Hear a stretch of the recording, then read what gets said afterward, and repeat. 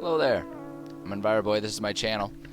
It's Monday, and that means it's time to do some writing. And I've been kind of looking forward to this all weekend. I guess maybe I shouldn't say that because it makes it sound like I didn't have a great weekend, but I had an awesome weekend.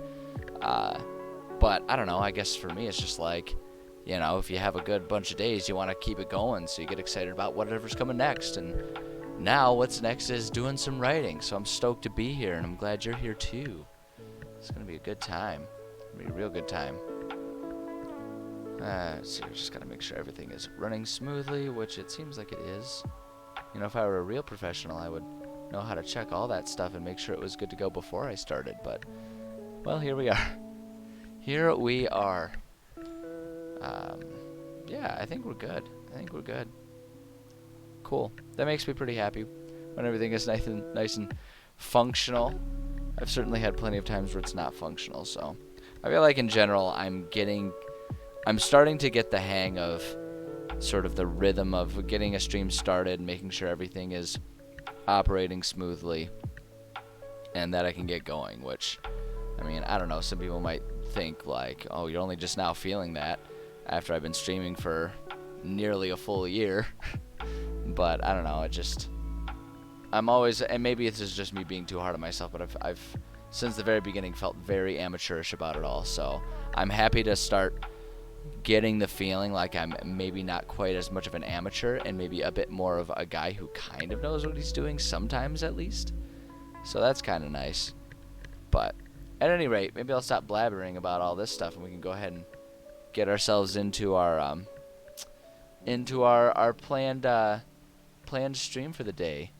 So here we are. So today we're gonna do some writing, and today is one of our campaign work days. We have a campaign that we've been working on for quite some time now, since I think we started it towards the end of the summer of 2021. It's a very thorough campaign. The way I go about writing campaigns, it's very thorough, and this campaign is one that I don't work on outside of stream. So it's slow going in terms of getting it all written and everything, but it's been a lot of fun having just sort of a project that we're starting from first conception all the way through being completely finished with it. It's kind of fun having that kind of long-term project going on with the stream. So I've been having a lot of fun with it, and I'm excited that today we're going to work on that a little bit more today. So we'll just go ahead and give a quick rundown like I like to do. I like giving that rundown, these rundowns of kind of what we've done already and where we're going with it at the beginning of each stream, primarily for the sake of the VODs, because I know I've got hundreds of hours of this content at this point in time, and just watching the VODs wouldn't be all that helpful in terms of trying to catch up on what we're doing, because you'd have to watch just weeks worth of film to catch up. So we're going to just go ahead and give a quick rundown of what's going on. The campaign that we're working on is a campaign that takes place entirely within my homebrew world for D&D. It's not really a D&D homebrew world. It's a fantasy homebrew world that I primarily use D&D stuff for, just because of the general widely accepted use of D&D 5e. That's like by far the most commonly used game system these days, especially with the growing popularity, or I should say resurgence in popularity of D&D these days. Like, D&D is probably the most accessible just in terms of commonality and familiarity for people who are new to the hobby. So I've been sticking with that, and this world is as a result largely a D&D world.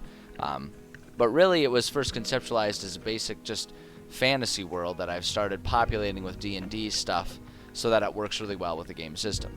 But this is my world. You can see we got the map right up here. All right, this is my world, Zaoria, and it's a post-apocalyptic type of world, or a fantasy version of that, where if we imagine all the different realms, like all the different planes of existence with like mortal, the ethereals, the elemental, inner outer planes, all of that stuff, if we imagine it being organized as like a jar of pond water that has like stones and sand and water and oils and all these different things that if you let it sit for long enough, eventually kind of separate out into layers, right?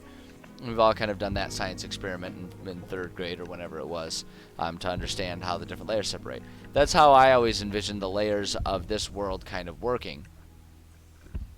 And then an event occurred called the Unhinging, in which it's like if someone had taken that jar and just given it a good old shake and mixed everything up.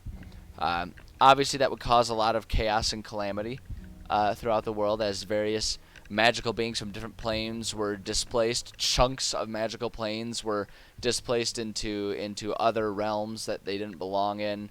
Magical radiation just kind of began to flow through the world as a result of all kinds of tears and everything in reality. It's just pure chaos and pandemonium, as happens from time to time. So that's our world that we're in. The time period of everything that I do within this world is a couple thousand years after the Unhinging. So things are starting to settle, starting to re-separate just by natural order of things.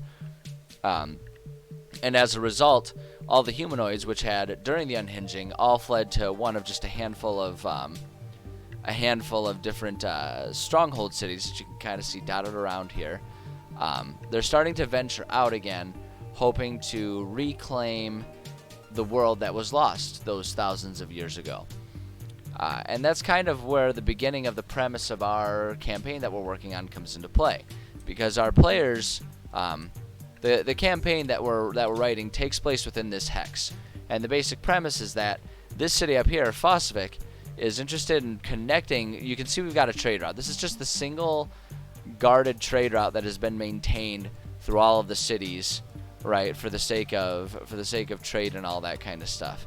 And so even though we can see Fosbeck and Muffetting are fairly close to each other on the grand scheme of things, trade has had to be conducted by going this very long route with multiple stops through various other cities to get there. Obviously that is time consuming, makes things difficult. But with the world becoming a bit more accessible, Fosvik has started the process of navigating and mapping out a pathway that runs down directly south to Muffetting, as a way to as a way to sort of expand and grow and start to reclaim parts of the world. And our campaign is taking place within this hex in particular, and I'll pull up the map for that. So this is the map for that hex that we're working in. And here we can see this is how far the players will have made it, because our players are going to be part of this this sort of excursion to map out this, or construct this road, this trade route, when the campaign starts. So our players are part of that, and they're making progress down there. But what they weren't expecting is the fact that our Golden Wind Plains, which is all of this region over here, is these days the dominion of a dragon.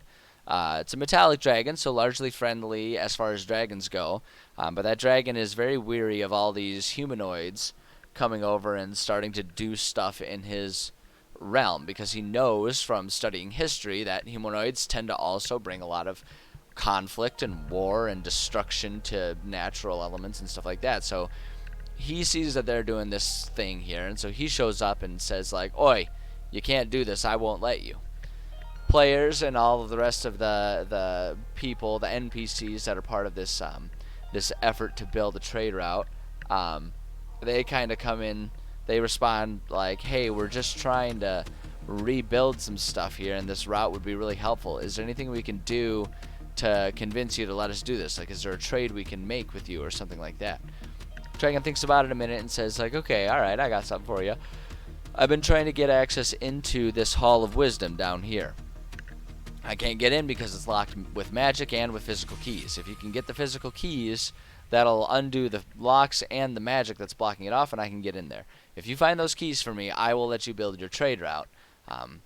And that's the deal that's struck. And assuming our players are good, agreeable players who will accept the call to adventure, they will go on this journey to find these keys. Now, what we've written so far, that's the beginning of the campaign. That's like the first thing that happens. So what we have established so far is that our players, after doing some research, will find that one of the keys is somewhere up in this area, in these mountains, like along the tops of the mountains, like in the mountain peaks and stuff. And it was hidden among various giant societies that exist up there. So our players will have to go through there, navigate through some giants, deal with them a little bit. Oh, excuse me. And eventually find the key and head back to our little city here that we sort of use as our main base for the players. They'll then do some more research and find that the second key is supposedly hidden somewhere around the abandoned dwarven city of Cagdaral. During the unhinging, the dwarven city had to be evacuated because there was just a whole lot of chaos and pandemonium in the mountain, and it kind of turned into just this pressure cooker of magical radiation combined with all kinds of weird creatures from other realms, and it just became very swiftly inhospitable to the dwarves. So they tragically abandoned ship and, well, metaphorically ship. They abandoned their home, and most of them fled up to Vosvik up there, where this whole campaign idea starts. And as far as our players and everyone else in this world knows, that city has been abandoned. But when our players get there, they discover that it has been sort of reclaimed and reused by the Durgar, who are trying to establish their own society of sorts there. And so our players kind of have to navigate that a little bit. And that's kind of where we're at. After working through, however they choose to do it, all of this Durgar stuff, they'll discover that there are treasure and money vaults that the dwarves had maintained back when they were in charge of the city, and that the key is most likely hidden in there somewhere. So what we're working on now is the chapter of this campaign where our players are going from the city of Cagdaral, the now Durgar city of Cagdaral, and trying to make their way to the vaults of Cagdaral. And that's what we've been working on. And we left off last time. We finished off this section of it. The second section, there's going to be 5 sections to this chapter, five stages, so to speak.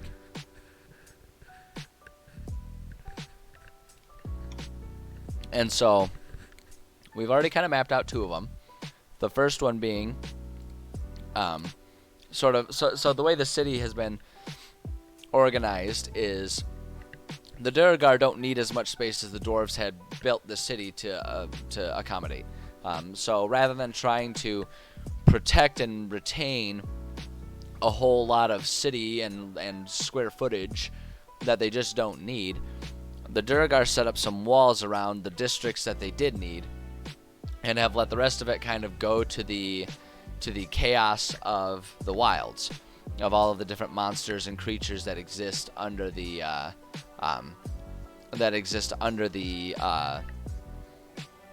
mountains. That's the word I'm looking for. Apparently the word mountains just escapes me sometimes.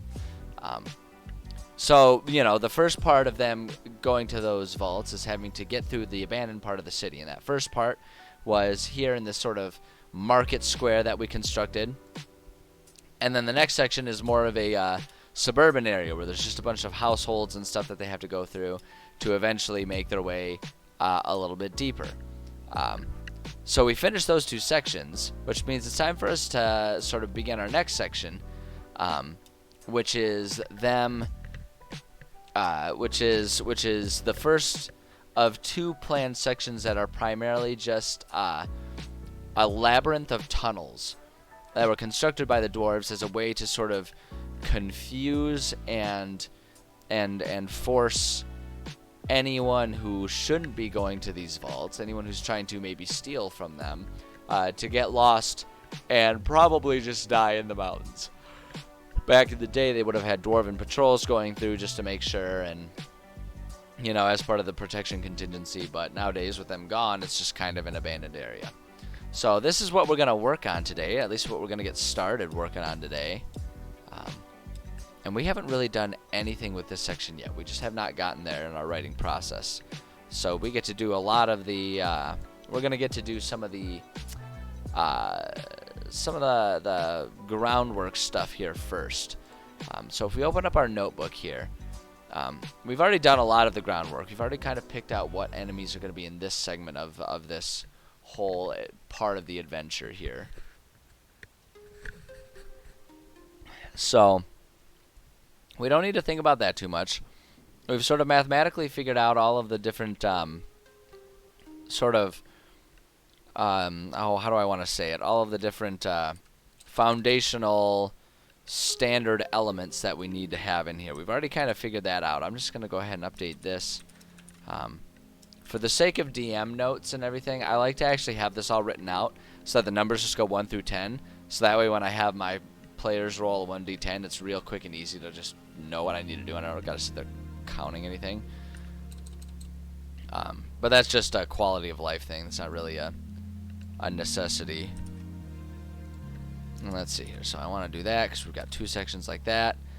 So we got to just kind of come up with a couple medium battles here for our to give our players if they decide to take long rests. I always have there be a risk of something bad happening when players take a long rest.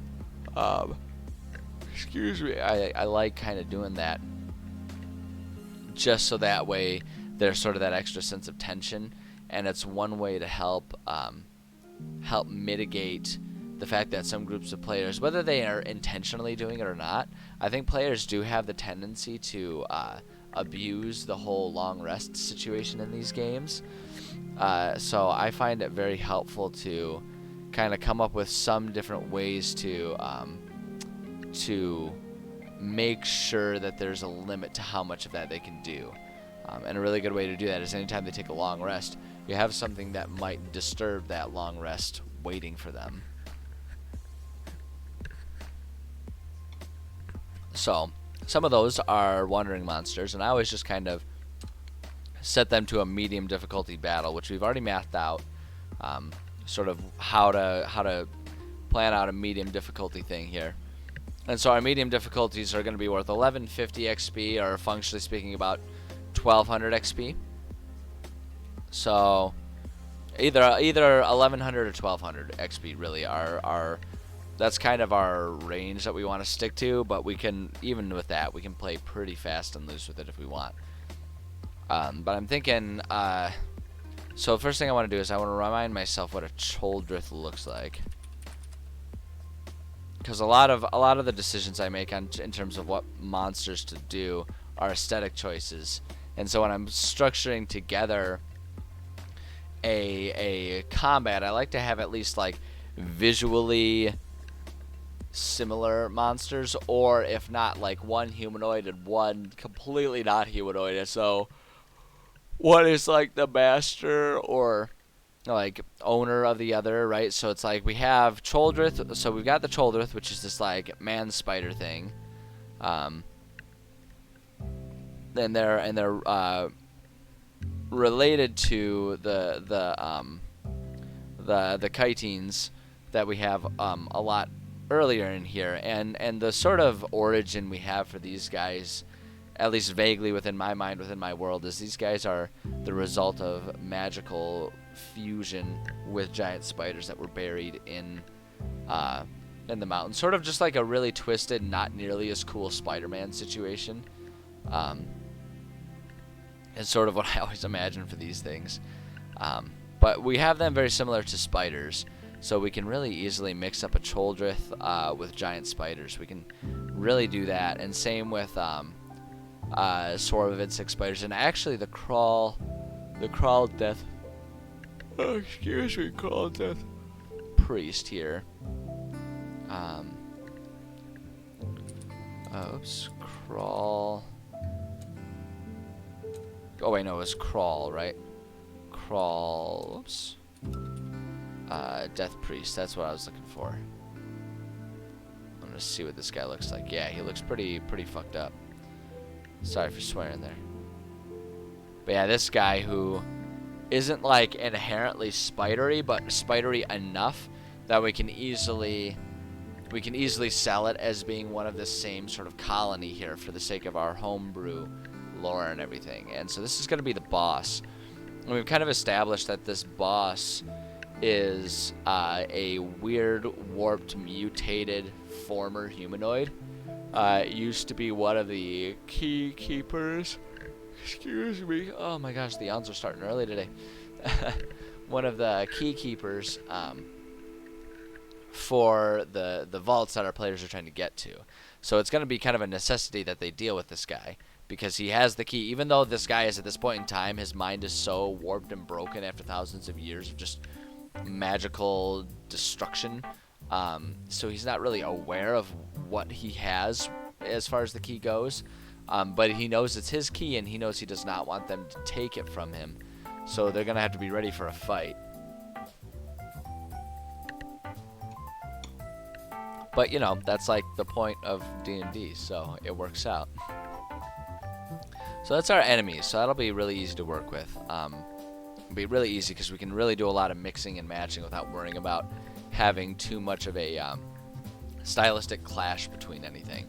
So I'm thinking we can go ahead and set up a 1x Choldrith. Alright, we can do that one, and then if we do 2 of the giant spiders,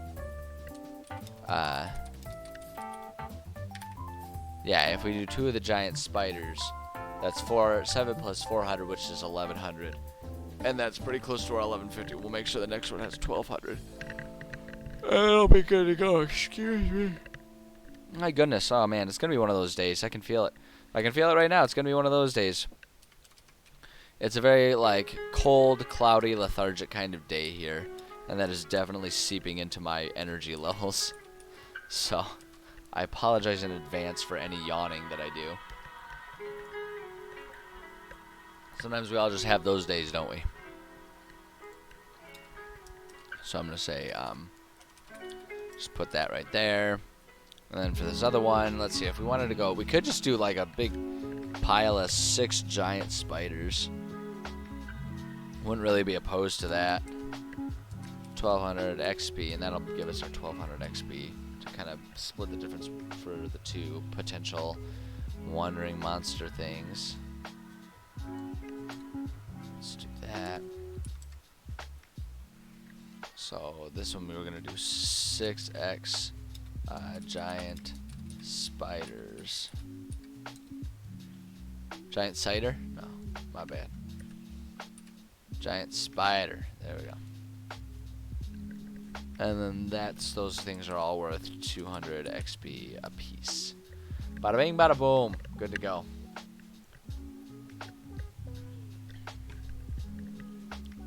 Alright, so we get that. 20% chance of an uneventful night, which means I just want to copy and paste this so there's 2 out of 10. Like I say, it just makes it, this is just all about making it easier and more accessible for whatever instant I need to. When I'm running the game, whenever I just need to quickly roll something, it's easier to have the notes just right there for yourself. Especially because there's a good chance that this campaign is not one that I will end up running for a couple of years, right? Like, I've got my one group that I'm the DM for, and we're playing an entirely different campaign. And then I'm a player in another group that isn't even playing D&D 5th edition. We're playing Pathfinder. So, it's good to put a little extra notes and good to keep everything nice and organized for future self. Future me will be very, very pleased that past me thought ahead to do that. So, that little bit taken care of. Let's take a look here and reassess our hooks and side quests. So we've already thought about a fair amount of side quest type stuff and like our hooks and everything that'll take place in this dungeon. That's something that I like to kind of think about beforehand and map out ahead of time, so that way I know what components of what quests will show up in different places. I think that's an important part of making sure that the campaign story arc goes nice and smoothly for our players. We don't want things to get too wild and crazy out of nowhere. And when we're not organized from the get-go, it's more likely that we'll just try and, you know, shoehorn things into places that they don't actually fit in very well. Oh, excuse me. Promise you, when I take my first little break and refill my beverage, I will make sure it has caffeine in it. It's just one of those days. Just one of those days, man, I'm telling you. So if we wanted to sort of reassess those, we go, oops. Try to not deafen you all by bumping my microphone. That's usually not a great thing. So our hooks and side quests. So first off, this is where they'll find the second key to the vault. We did establish that they'll find the first key in the previous section. There are 2 keys. The vault needs 2 keys to open. Oh, excuse me. So they'll have to search carefully enough to find the first key, which was in the last set of rooms, and then this key will be easy for them to find because when they encounter the boss keeps the key on a chain around its neck. So players will have an easy time recognizing that, I suspect. So that's all kind of in order here. I think that'll work out well. So we have, is possessed by the death priest. We'll need to kill him or steal it. Yep, that's about right. Now the death priest is kind of a side quest in and of itself. And this is more so just like background information on this character, so that way our players kind of understand the nature of him. Oh, excuse me.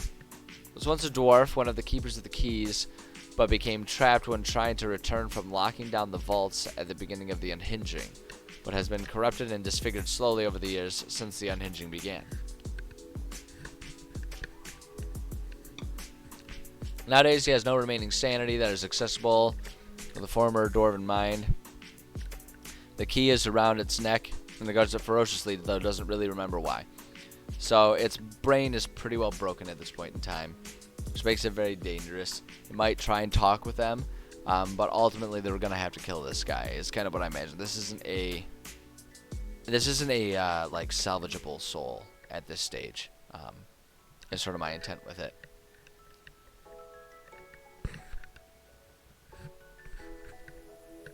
So, got all that stuff.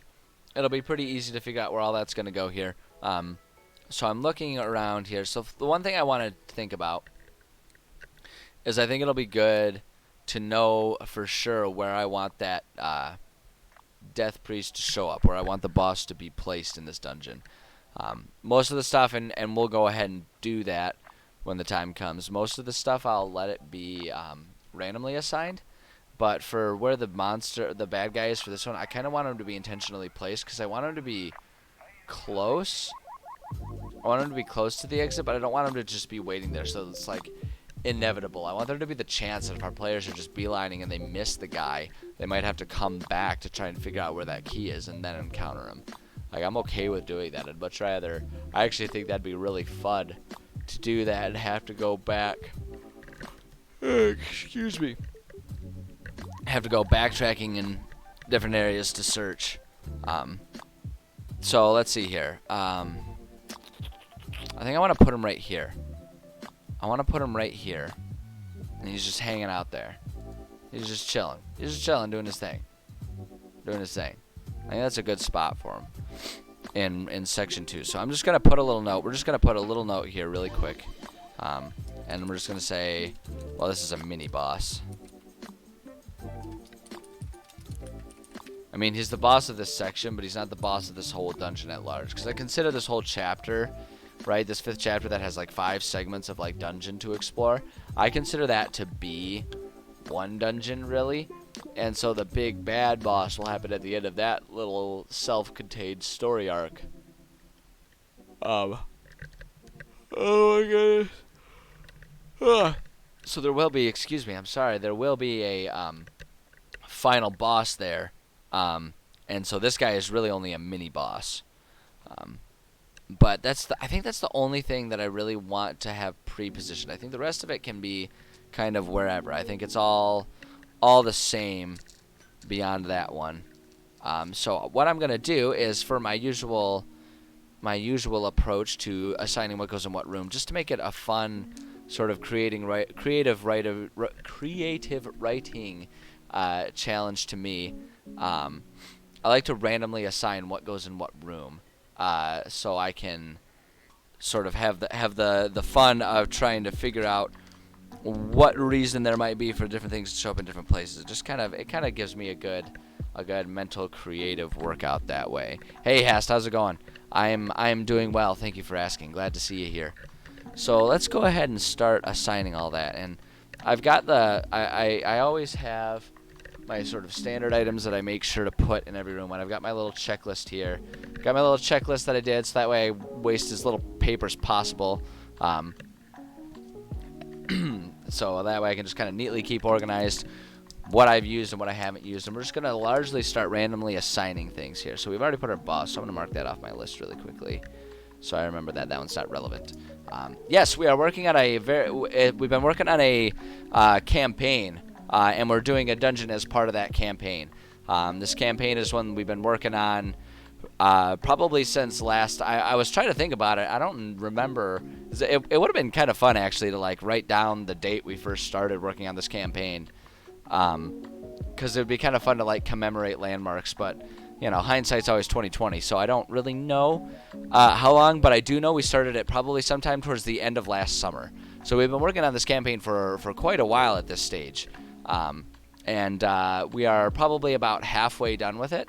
It's a campaign that runs. That's intended to run a group from level 1 all the way up to level 10, is where this one would be. Yeah, and we're on the sort of chapter of the campaign that will happen when players are about level 5. And we're working on a dungeon as part of that. Yeah, so it's been fun. It's been real fun. Gotten your homebrew world into a playable state. That's awesome. That's awesome. Congrats on that. Yeah, this homebrew world, I'll pull up the map again just to show it off because I love it and I'm so proud of it. This is my homebrew world here. And pretty much everything I do takes place in this world. And this world has been something that I've worked on and added things to for the better part of a decade at this stage in time. And I love writing campaigns, whether it's a full long-form campaign or just small little one-off tidbits. I love making sure everything fits within this world. And so I have a ton of fun with it. So I totally feel your joy about getting yours into a playable state. Hey, Chow Mein, it's been a while. Glad to see you here. Yeah, no, it's been fun doing this. Like having this campaign be something that, like, having my stream be something working on just a single campaign going through was like one of the best decisions, because it's been so fun to just like have this to look forward to and be working on this. It's been tons of fun. I really enjoy this. Had session 0 yesterday. Nice. Oh, that's really exciting.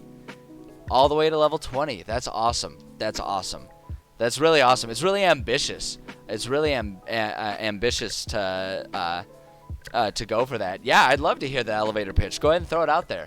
I'll listen to that. I love listening to what other people are working on. It's like the reason why I wanted to stream my writing process. If I wanted to just like silently not be distracted and stuff, I wouldn't stream it. But it's like, it's so much fun to like use this as a vessel for like sharing inspirations and stuff. So yeah, absolutely share it.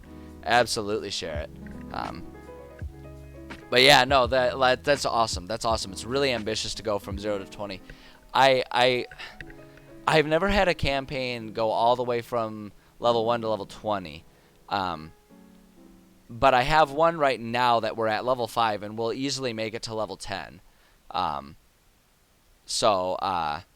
No, that's always fun. And it's really fun. I mean, honestly, the thing is it's always remarkable when you get a group that is dedicated enough to stick around for something that long. So, all right, let's see. I'll give this a quick read. I'm not going to read it out loud because I read faster quietly. So I'm just going to sit here awkwardly, and you guys can just watch me stare at my screen for a little bit while I read this really quickly. Let's see here. All right. Good versus evil. We're all playing on edge. The battleground. Part of themselves. Storms. All right. Okay. So it's like on the cusp of that big event. I gotcha. Okay, and you're gonna force them to pick sides. I appreciate that. That's fun. Force them to seal their fate. It's their own fates. Train and equip before it forms. All right, nice. All right, fair enough. I like it. I like how many different sort of pathways you've got built into that. That's a really cool way to go about it, and it makes it have a very sandboxy feel to it. So I think that's really neat. I think that's definitely really neat. Cause like, and it's kind of interesting to think about a campaign from that perspective, right before like, almost like you know, an earth-shattering event. And it's really interesting to think about it that way, because my campaign is kind of the other side of that, where my homebrew world uh, uh, is one that is a post-apocalyptic thing. So there was a big sort of world-shattering event that happened a couple thousand years ago, and our players are part of an effort to sort of rebuild the world afterwards. So it's interesting. It's interesting to see things from the other perspective. Let's see here. I don't know. I think it'd be kind of fun to go ahead and force them to face like a Tarrasque within the first couple minutes of the campaign. You might as well, right? That's true sandbox right there. Is if the world has that potential and it's just their decisions and they have to deal with it. That'd be perfect. No, I feel you. I feel you. Also, I missed it in the excitement of reading through all your stuff, but thank you for the follow. I appreciate that. It means a lot to me. Glad you're having a good time with it. But yeah, no, I love worlds that in some way, shape, or form take place around like a big notable event that like changes everything. Like, I think it's really fun to sort of explore how characters either prepare for such things or deal with those things, right? Like, just in those situations, like how they interact with it and whether or not like they're a part of it, whether they're a part of preventing it or causing it or anything like that. I just think that's really interesting, and I think it's a really good setup for a campaign too, because it really gives players a feeling that they're part of something bigger, right? And so for me, the angle that I always take, because my world is post-apocalyptic, there's just this countless number of abandoned and forgotten like cultures and societies that they sort of eventually come across the ruins for, and they just kind of have to explore. And so like my idea is always that it gives players the sense of being part of a very, very big world, and they're getting to experience parts of that and be involved in all of that, right? A world that's much bigger than themselves, but they're still impacting and interacting with, because they'll just find all these things that are completely forgotten and were parts of cultures that have just been gone for so long. You know, and that's the angle. Like, I always envision, like, I love the concept of a campaign or just a world in general that feels very Shadow of the Colossus, right? Where there's this world that has all of these really interesting things, but there's just a lot of mystery and uncertainty revolving around them. That's like one of my favorite atmospheres. And I feel like having big cataclysmic events involved in that is a really good setup for that. It's a really good setup for creating this situation where everything as you know it will change. And so, you know, you have to sort of come to terms with that and make sense of it. But anyway, thanks for coming to my TED Talk. I could babble about that forever. But I gotta assign some rooms, some stuff here. So we need to go ahead and like I say, I always do it randomly. So I'm sitting here, I'm rolling dice for this. And so I'm gonna go ahead and get our rooms sort of assigned, and then we will start actually putting in the details for that. So this first room, the danger present in it is going to be alright, so this one's gonna have some sort of puzzle in it. That's actually perfect, because if we look a puzzle, hold on, there we go. So it's gonna have some sort of puzzle in it, and that's actually kind of perfect. So if you look at our kind of framework that we've already put in place, like room 1 is actually the last room, because they're gonna enter here, and I'm gonna, before while I'm thinking of it at this exact moment, I am going to just quickly put enter right there, and then let's see here, we want to just do that so it doesn't write anything, and then I want to put exit right there, because that's the direction that they're going. So one, having like a puzzle, we could actually put a puzzle as like a doorway to get to the next segment of these tunnels. But okay, let's see what you got here. Forged, Cleric, Rune Knight, another campaign. Casting AC of 24. Holy crap! Wrestle the Tarascan that struggled to hit me. Yeah, I would say so. With an AC of 26. Holy crap! That's I mean, that right there is demigod status all on your own. And at level 9, I mean, level 20, sure, but level 9, damn. Made you hear so it couldn't swallow you as well. I like that. Oops, I did not realize I was pressing space. Whoopsie. Boom, there we go. Oh yeah, at that point in time you would. And so basically that either means that you have a carapace made of pure diamond, or you're like the fastest son of a gun and no one can touch you. Either way, legendary. I appreciate it. I like it. Okay, so we've established, we know that there's going to be a puzzle there. I got to mark that off my list. And then in that first room, the reward. Oh, wait, hold on. I do need to make a note here. The reward here, one of the rewards is going to be vault key number 2, because the mini boss there is the guardian of that key. So we know that that's going to be there. But there's probably, and actually I'm going to go ahead and mark that. So one of the rewards, quote unquote, that I give my players, there's always just some sort of challenge or danger in a room, and there's always some sort of like thing to be gained. I call it a reward. It might not necessarily feel like a reward, but there's something to be gained by going through that room. So that way it's like, it's not necessarily to encourage players to be completionists, but more so to reward them for doing so, if that's how they choose to play. And some of the rewards include just lore, because all these places, again, are places that were things long before the world became what it is, right? And so there's a lot of lore. I like to give them lore and history of these places, so they can kind of understand more about their world.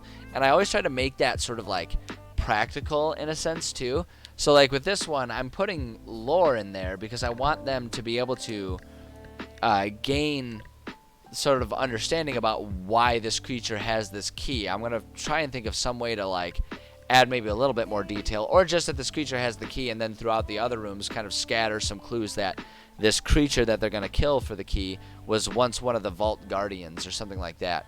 But I always like giving them that information just because it makes the world feel more enriched and more meaningful for them to be a part of and exploring. Let's see here. Okay, what is your challenge? Managed to strangle it, like just like put it in like a WWF style headlock or something. Wow, that's impressive. That's an impressive end right there, especially again at level 9. That's something different entirely. Getting through all that at level 9. That's an interesting turn of events. Okay, so the reward for room number 1, which I still haven't done. Oh man, players are going to be pissed about this. So, one of the things, this is kind of very much a homebrew mechanic that I do in my games because my players appreciate it. I put an item that I call it the compass, because it's kind of based off of the concept of Legend of Zelda dungeons, where you find the compass and that points out where important items and stuff are. I include something like that, so that way my players can kind of have the opportunity to know if they've missed something, and the flip side too is know if it's worth spending more time exploring a room than what they've already done, because they'll kind of have a hint that there's not anything more there, and they tend to use it more for that reason, because my players are very good at obsessively checking everything always. So there's usually not a problem with them missing anything, and usually it's more a problem of them being convinced that something's there when it's not. So yeah, so we'll put that item in there, and that'll be room number 2. So the danger in room 3 here, that's just gonna have a nice easy battle for him. So that's fine. Just basically an XP, an experience point farm for him there. So we'll make that easy battle. Ba-ba-ba. And then the reward in that room is going to be, and this is where they're going to get the map. And again, inspired by Legend of Zelda style, the map. Inspired by Legend of Zelda approaches to things, I always give my players the chance to find a map of the dungeon. And that actually comes in really handy because we play online using a virtual tabletop. And so because of that, they don't even get like a proper bird's eye view unless they've properly explored everything, which me as a DM I kind of like, but I know for players it makes things very disorienting for them. So there's the chance for them to find the map and at least get an idea for the layout of the dungeon, so then they can, like, if they find that early enough, they can use that to sort of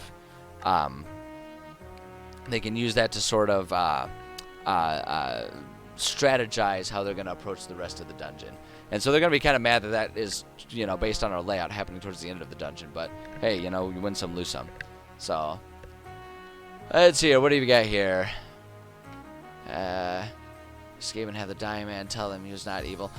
So that's an interesting idea, and it's definitely a concept that I would use a lot. But I've already got a pretty established history for what's going on in this dungeon. And so when I talk about my post-apocalyptic thing, what happened is it's an event called the Unhinging, where all of the realms imagine all of the realms are different layers of rock and sand and water and oil and all these different layers that, like, if you put them in a jar, they all kind of separate into their own layers even though they're right next to each other. The Unhinging is like someone took that jar and shook it up. And so everything got all kinds of mixed up and horribly messed up and everything like that, including a lot of tears in reality that caused a lot of magical radiation to just wreak havoc on all the different realms, including the mortal realm. And so what happened here is they're in an underground portion of this world in a former dwarven city that has been abandoned and then taken over by Duragar, all that good stuff. This creature that they're encountering, this final death priest, what he is a dwarf that didn't escape, because everyone had to leave the dwarven city because there were a couple different tears that caused this sort of pressure cooker situation of all kinds of different magical horrible things that caused changes, and that's how, like, the birth of the Duragar came. And it also caused a lot of people to be fused, like a lot of dwarves to be fused with different spidery type creatures. And so this guy, this enemy here is one that has been over time sort of just mutated into this creature. So we already kind of have something established there. I like the idea that you presented, and it's the type of idea that will definitely, and I have used that type of concept a lot. But in this one, we've already kind of established who the mini bad guy of this section is. And then later on, we'll have different bosses and stuff for the rest of the dungeon. We've already kind of mapped that out. But I like where your head's at. I like that you're thinking about those things, because that's the type of M. Night Shyamalama Ding Dong that can make it really interesting for players to experience. So let's get room for sort of assigned here. So let's see here. So that one's gonna be the trapped room. I always like to, within any given dungeon, have at least one room that's just trapped in some way, shape, or form. I'll have to think about how I want that one to end up manifesting. Just because I don't know, these tunnels are kind of a mix of natural and dwarven made. So I don't know if I want it to just be like a chance of cave-in, or if there's actually like an established trap that the dwarves would have put in place there. But then the reward is they're going to somehow find some different potions, and that's my way of like giving them some buffs for getting through these bigger dungeons and stuff like that. So let's see here. Ends me discs. We're playing rotate after God. Punch another god. When you hit the edge of the disc, it starts spinning, so it hits the celestials and infernals. There you go. Fair enough. It's so fun coming up with different, like, pantheon type of histories and lores for worlds. It's really fun because you can really let your imagination go wild, because just by assuming that we've got like a pantheon of interacting and intersecting planes, we're already throwing reality pretty much out the window. So you can just kind of do whatever the hell you feel like, which I think is really fun. Alright, so the danger in this one is going to be another easy battle. And then in this one, the reward for this room is going to end up being, it looks like, so here's where we're going to put our sort of enchantment, our enchanted item component, which is another sort of homebrew rule, like a home house rule thing that I use for my players because it's something that they like and have fun with. Hey, Silver Aura. Hey, welcome. Glad to have you here. So yeah, we're gonna put enchantment component, and what it is basically a system where I let players find different components that, like, they could use all those components to make a specific magical item, or if they want to, they can use those components for their own crafting and enchanting of their own items if they want. The idea originally born from giving them a way to enchant their own items as opposed to just always following or always just grabbing and finding existing magical items. It's just so much more fun when they have an item that they can personalize to exactly whatever magical existence they want it to be. So yeah, that's fun. Thank you, Silver Aura, for the follow. I appreciate that. I'm glad you're having a good time here. Really appreciate that, guys. But yeah, so that's what's going to be in that room, just sort of like a little enchantment component for them. And I've established that this is going to be some sort of magical hammer because it's a dwarven area. I mean, there's got to be some sort of hammer. Am I right? I mean, it would just be. I feel like it would just be. I don't know, just flat out wrong to not have there be some sort of hammer involved with a dwarven society. That just doesn't. It feels like a missed opportunity to me. All right, so our next room here, room 6, the danger here is going to be a medium difficulty battle. So saith the dice. Medium battle.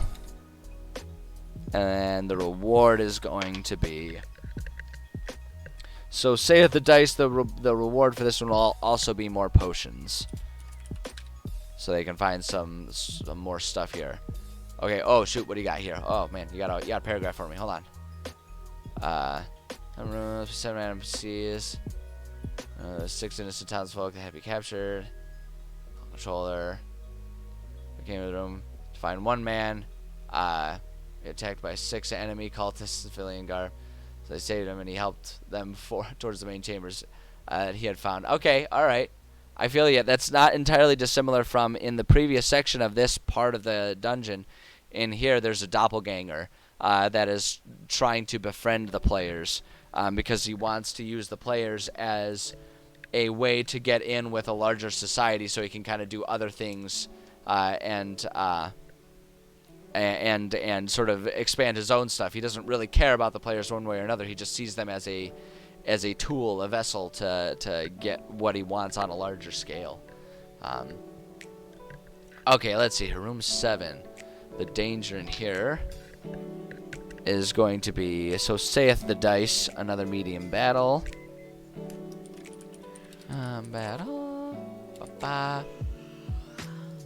And then the reward will be so it was a bit of a falsehood when I say I give every room a danger and a reward. One room per section is going to be is always like actually a safe room just to give them a bit of a respite from all the dangers, and then one of the rooms is also empty of rewards just because, you know, screw them. Let's see, what do you got? Yeah, runes. That's exactly the idea that I use for them. I kind of have it be like enchantment tokens is what I call it, where it's just like a little like charm that has like a spell imbued on it that they can then, you know, attach that charm somehow to their item. It's the exact same idea. Yeah, and it's so much fun because it just makes it so that, well, one, it makes it so that players don't like get obsessed with necessarily just like reading the books and trying to search and ask for an existing item or something like that. And two, like I say, it just makes it so that way they can like have their personalized special sword of ultimate power or something that they're slowly working on. So by the end of a campaign, like their items are the legendary items that other people might find in centuries to come and all that kind of stuff. So, no, I really like that concept. I really like the concept. I think it's awesome that you're using something similar, too.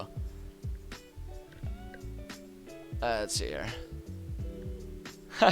Player's not playing himself. That's some serious role-playing chops right there if you've got a player pulling that off, that's for sure.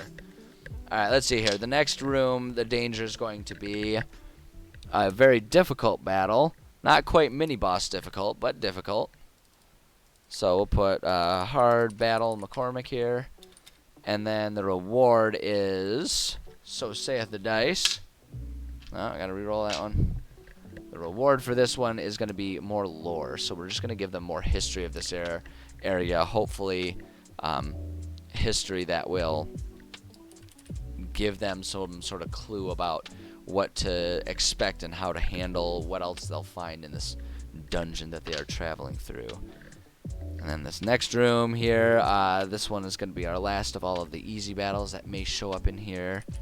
Easy battle. Oops. And then the reward will be... this one's gonna just be, oh, actually, you know what? We only have one type of reward left for both of these rooms, and that's just gonna be some straight up treasure. Sometimes you gotta just give players a bunch of money, because sometimes that's all they really want. And then the last room, just by necessity of the options left, is going to be safe. So this room will not have any dangers in it, and the reward will also be more money. There we go.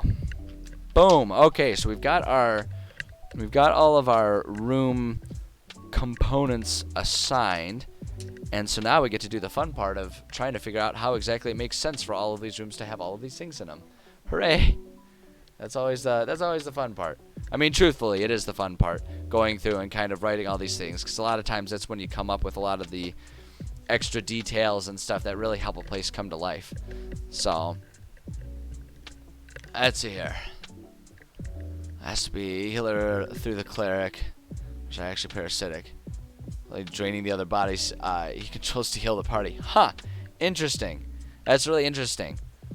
Now, okay, so my immediate question is, do the other players, are the other players aware of that? Or is that player, like, fooling them both meta and in-game? Is interesting. Cold the hole and remove thralls of health. Keep the party alive. Oh, they're not at all aware. Nice. Okay. All right. Gosh, man, you got some complicated stuff happening in your campaign. I'll tell you what. There's no simple Indiana Jones treasure hunts happening with you guys. That's for sure. That is for dang sure. Okay. Really quickly, just before we get diving into all of this stuff, I need to just like pause for like 2 minutes. I just have to run to the bathroom and I'm gonna refill my drink here. Because I try to keep hydrated, but naturally that means Mother Nature comes calling every now and then. So I'm just gonna take like 2 minutes. That's all it's gonna be. It's all gonna be. Oh, freshly baked croissants. I do love that name. That is a beautiful name. Thank you so much for the follow. Just in time for me to disappear for a couple minutes. But no, I'll be back very shortly. I feel like this isn't the venue to live stream me peeing my pants.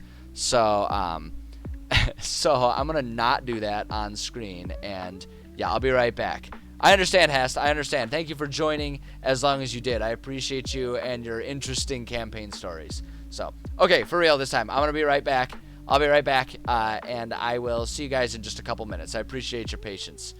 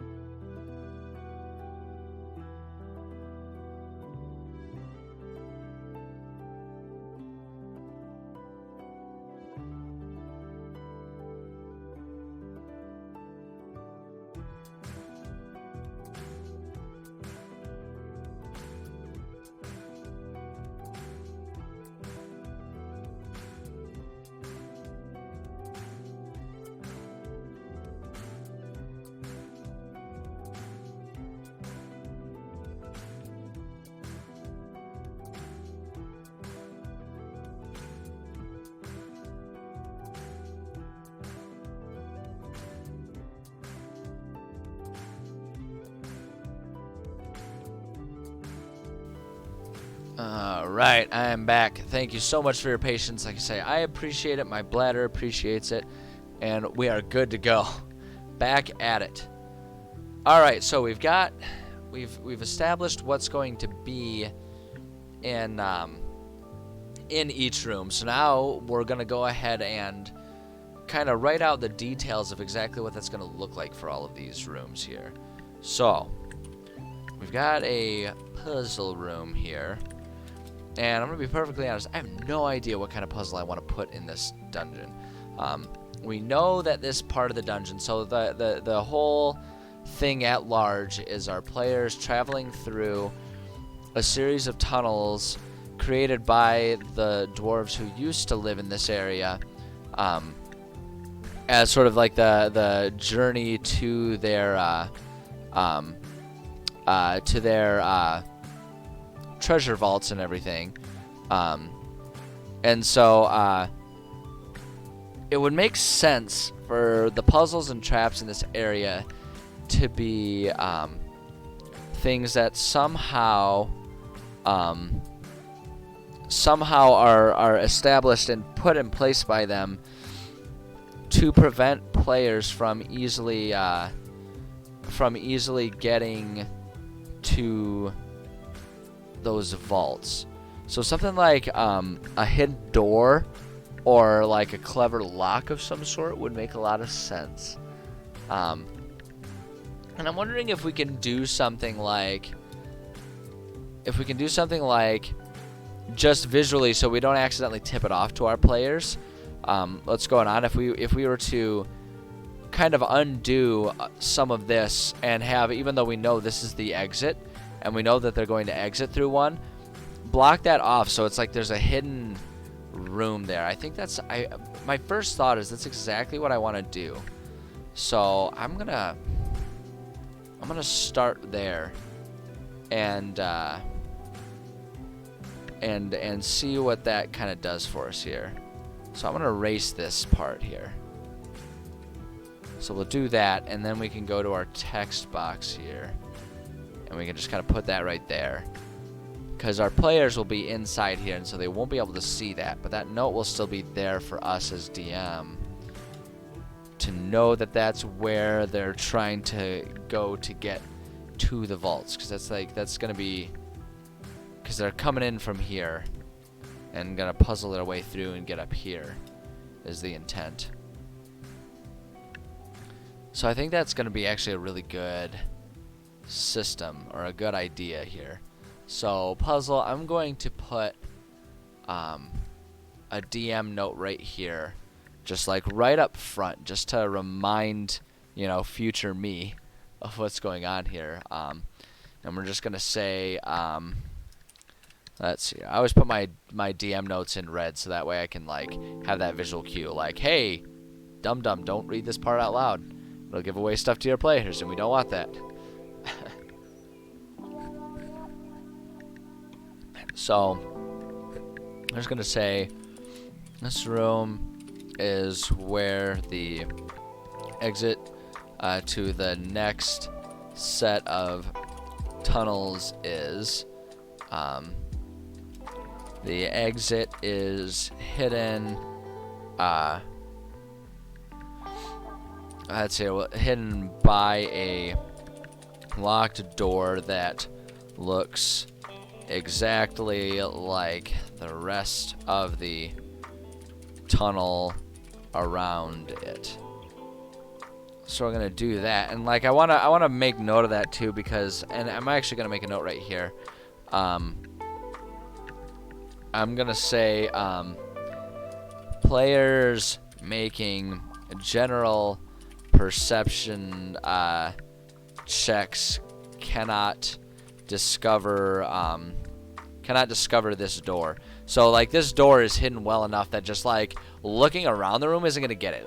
If they're going to be like, if they're going to specifically investigate, they might be able to identify that there is like a hidden door in one of those locations. Like they might be able to notice that there's like an outline of sorts around where the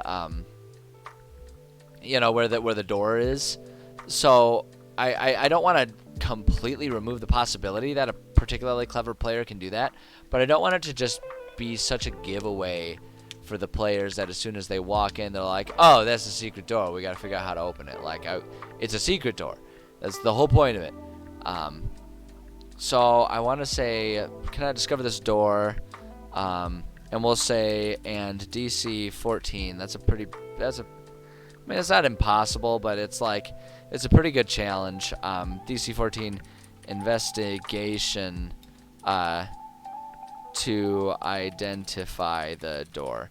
So I could bump up the difficulty from that 14 skill check there, but I think by having the filter of like requiring that players explicitly say, I am going to investigate the wall for some sort of door or secret, like as long as if you establish that is what is required for them to be able to see the door without having like first identified the mechanisms and figuring out how to unlock it, I think that's fine.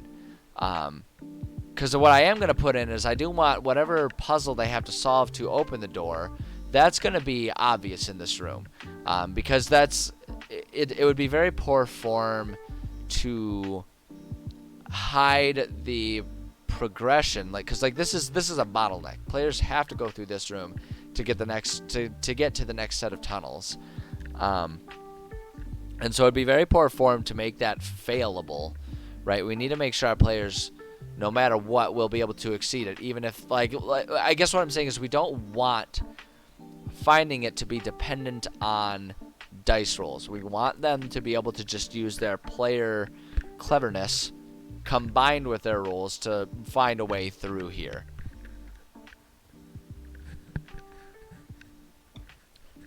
So, which is kind of one of the risky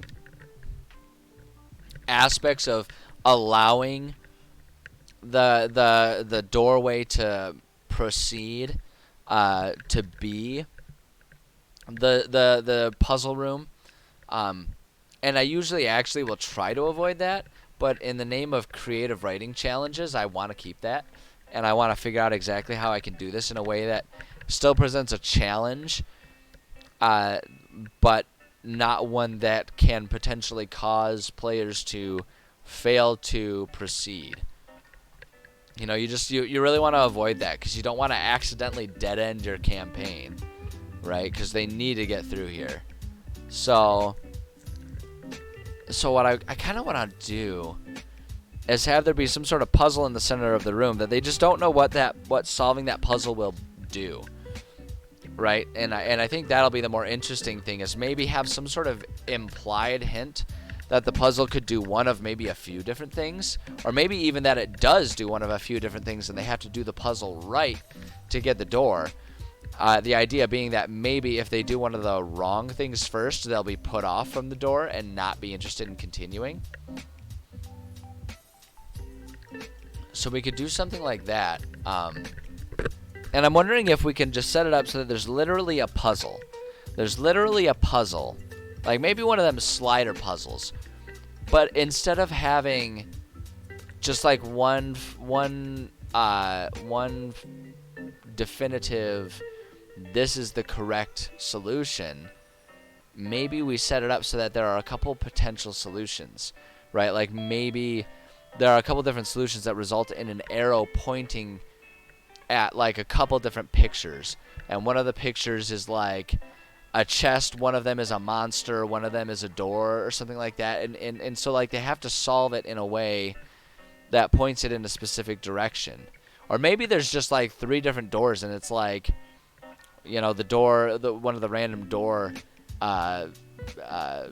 types of puzzles where it's like, oh, the left door has a monster, the middle door has treasure, and the right door has the route onward, right? So if they open either of the other doors, you know, they don't know what to expect. And so it's like if they open the monster door first, then suddenly they're going to be really put off from that and maybe not continue to try the puzzle. So something like that I feel like is a better approach to this one, where like failure isn't like there's no way for them to fail it, but rather the nature of the puzzle makes them hesitant to be gung-ho about it. It makes them pause and think and really hem and haw over what to do. Because if you set it up like that, even though the puzzle isn't really challenging and there was never any risk of failure, they'll still, like, if you do it that way, there'll still be that chance that they, not that chance, like they will likely still feel that sense of success for having figured this out, even though there wasn't ever a way to fail it per se. Iridescent Zenith, how are you? Welcome, glad to see you here. But yeah, that's the type of puzzle that I'm thinking. And I like the idea of it being just sort of like a slider where they like can pick one of like 3 or 5 or however many we decide options, and each option has something different, and like half of them are horrible things and only one of them is the pathway forward, so that they're likely to encounter a few things before they get the one that they really want, which is to move forward. And it's just sort of like hidden in plain sight that way. I like that idea. It's going well today. Thank you for asking. Hopefully your day is going well as well. Yeah, I'm having a good day. And, you know, who can be upset about that, right? It's like written right in the phrase, good day. It's not bad. It's good. But yeah, I like this idea. So I'm going to, let's see, we got to get to our descriptive. So we're just going to describe what the players see. Walking into this chamber, you see a pedestal in the center of the space. Let's see here. Ooh, back pain is not fun. I certainly have had my experience with that. That's for sure. I do not envy you. I'm sorry about that. Hopefully it clears up for you sooner rather than later. Let's see. Walking into this chamber, you see a pedestal in the center of the space. On the pedestal is a dial with, let's just say, 5 numbers all around it. The dial can be turned to point at any of the numbers. On the face of the dial is a button.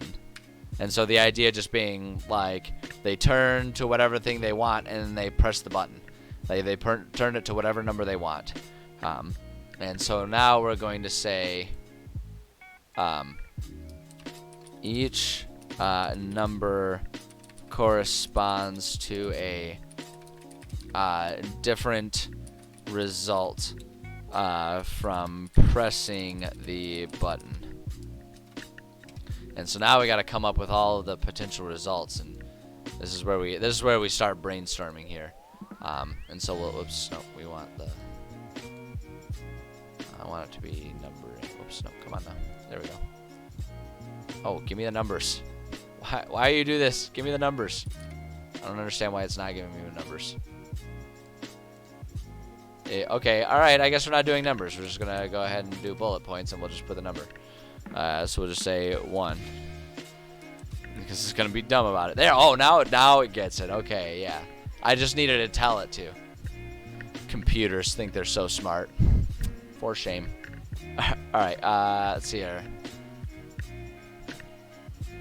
Yes, absolutely, Silver Aura. Like, any opportunity, anything that gets players discussing, intermingling, whether it's role-playing with each other, whether it's working together to solve a puzzle, anything that gives my voice a rest during a campaign is, like, primo. Like, that's one of my favorite stuff.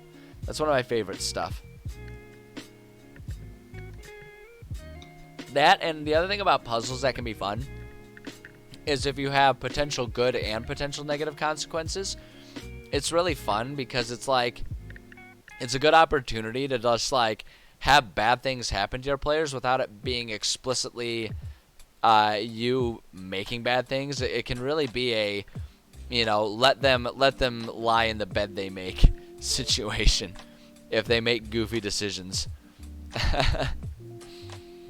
But let's see here. So we know one of the rooms.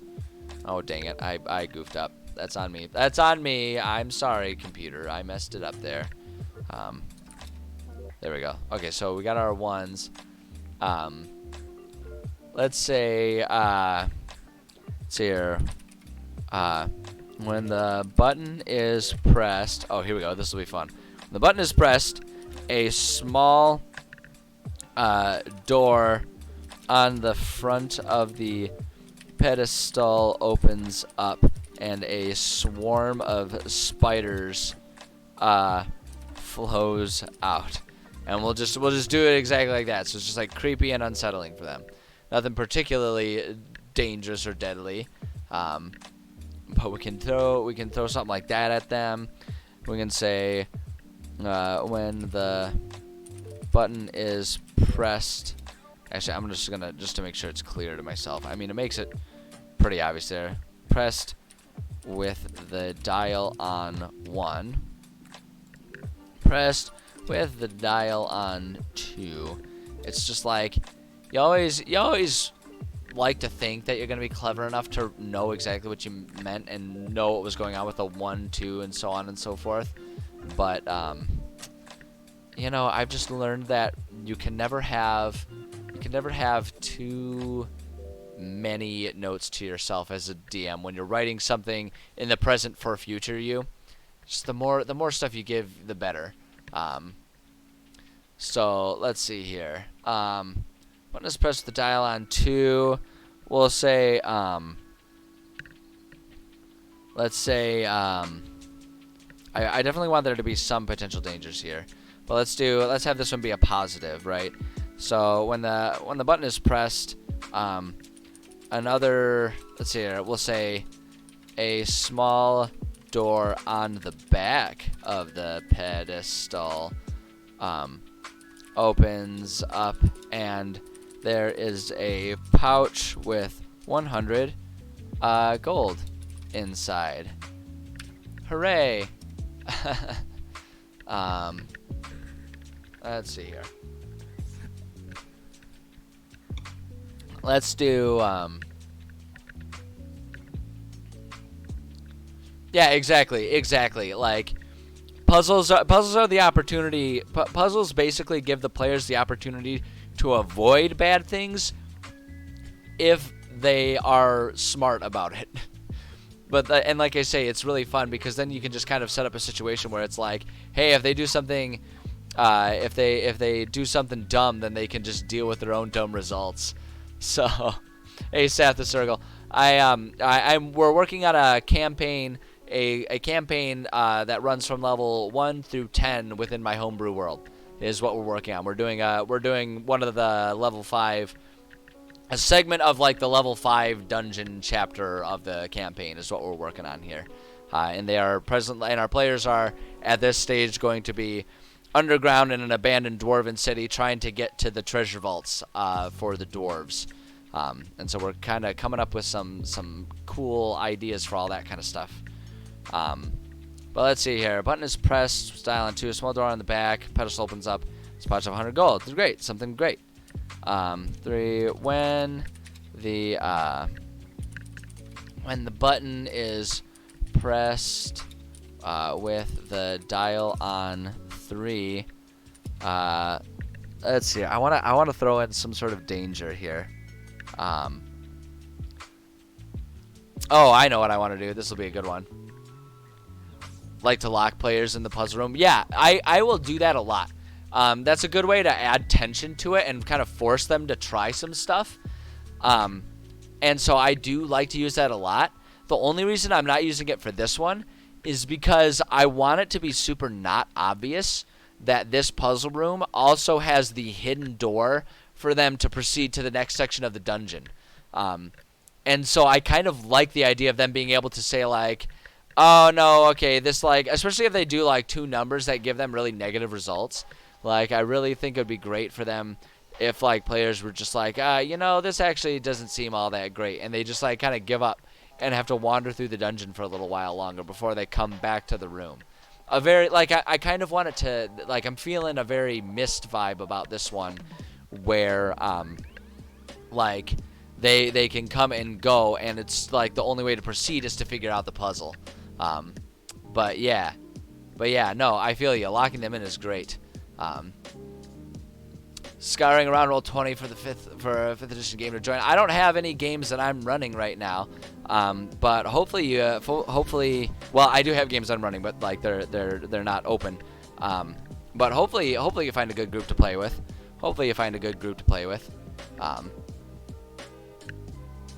But let's see here. I use the term dungeons in my campaign pretty loosely too. I consider a dungeon anything that has a map that could have like combat in it. So like we're working on a dungeon, but it's it's almost smarter to just think about it as like a chapter in the campaign. Because like in some of it they're in the abandoned parts of the city, and some of it they're in these tunnels that are leading to it. Some of it, and like what's going to eventually happen is the dungeon is like the tunnels are going to collapse, and they're going to have to make it back to the city or wherever they want to go by traveling above ground and finding another entrance into the mountain tunnels and the mountain passes and stuff like that. So like I call it all one dungeon, but I like I say, I use that term very loosely, and I just kind of consider a dungeon to be an area where there's a grid form map, as opposed to just being like theater of the mind. Okay, yeah, we're gonna travel south to this city. Like a dungeon is like, okay, you're in this area that has a definitive, like a defined space with like specific things that you need to accomplish within it. But yeah, like I don't know if I would say low work to high gameplay the way I do it, but it does definitely yield a lot of gameplay when you do it. So it's like once you have one completed, like I would still consider it a lot of work just because of the amount of detail I like to put in my dungeons, and that's just my style. But definitely, I mean, we'll get weeks of play out of a single dungeon that I can usually, like if I'm really focused, I can bang out a dungeon in an afternoon if I need to. It's a lot of work to do that, but you know, so I will agree with you that you definitely get a lot of gameplay out of a dungeon, which I really like, and it helps make it really, I actually find that helps with immersion, because it really does a good job of like making players feel like they're sucked into a component of the world, and they really get involved and kind of become intimately aware of whatever area they're in, because they can interact with each specific part of it.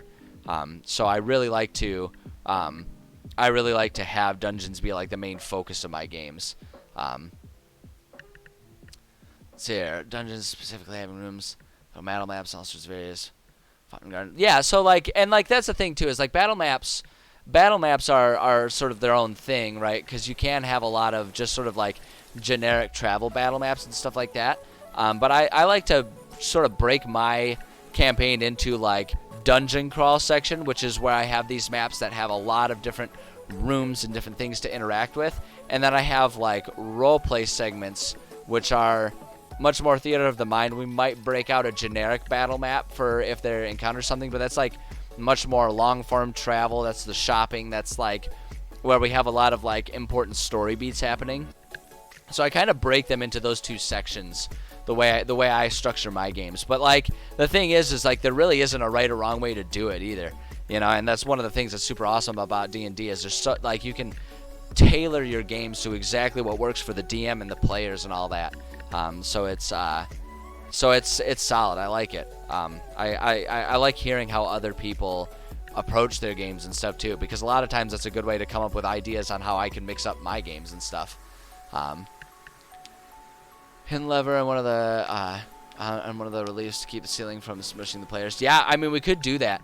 I was actually trying to think about if there's like a way to do a trap like that, a classic trash compactor dungeon. I don't know. The thing I worry about with the way that I'm structuring this room is because they're like in a cave, just like a rough cutout cave. In order to have something like that, I feel like just the appearance of having like a flat smushing, hydraulic system like that would be a bit of a giveaway for it. But those types of traps are excellent. I was thinking more so do the classic. If they press the button on one of these settings, just a classic pitfall where the floor gives out underneath them. and like they either have to react really quickly or they like fall and break an ankle or something. So I think that would be really fun. I might do that. Plot master things just to keep them guessing. I mean, I'm always a big fan of doing whatever you got to do just to keep players guessing and keep them on their toes. I think that's real fun.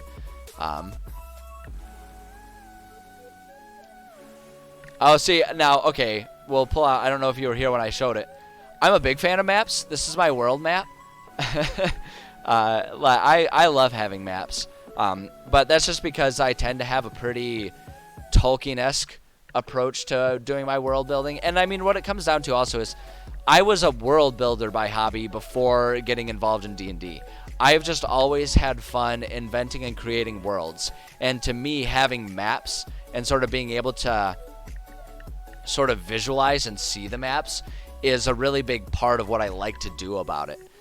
So I have a lot of maps. And then this is so that was the world map. And this is our region map that this campaign is taking place in. Personally, I'm pro map, but no, I've played in campaigns that were entirely theater of the mind, and I think it can work very well. It all just kind of depends on how it's structured and how you go about describing things and setting up the game and all that stuff. But yeah, no, I'm big on maps. I love using maps. I think it's really fun. But hey, you know, that's just my style. Oozes at the bottom of the pit. See, I would put them there, but I wouldn't even call it that there's a purpose for it. I would just say like, yeah, no, this mold grew, and because of the nature of all the magical radiation that's happening in this horribly twisted place, it just like became a living thing, and it'll consume them. That wouldn't be a bad idea. You could just kind of drop them into a pit of ooze, and like the companions have to do it. In fact, I'm gonna go ahead and do that. I like that idea. Let's see. We'll say when the button is pressed with the dial on 3, the floor beneath where the person operating the dial is will let's see here. The floor so the floor beneath where the person operating the dial is will give way to a 5 by 5 foot 5 by 5 foot pit. At the bottom are some oozes that not cuses, oozes that will try to eat the person that falls. Players must work together to get them out. Yeah, we'll just do it that. This game don't question my game. The amount of times I say that to my players, like, why is it this way? I'm like, I don't know, because it is. It's a game. Enjoy it.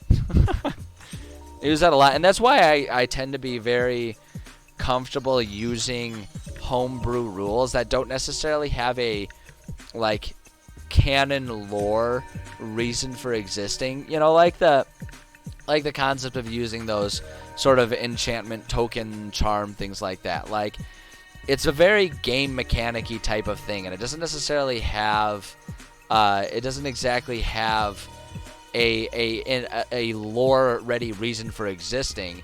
It's just there because it's a fun game mechanic, you know. And I'm lucky enough that my players are very on board with that kind of stuff. Like, they don't give me grief over those types of decisions, which I really appreciate, because it does make for a much better game.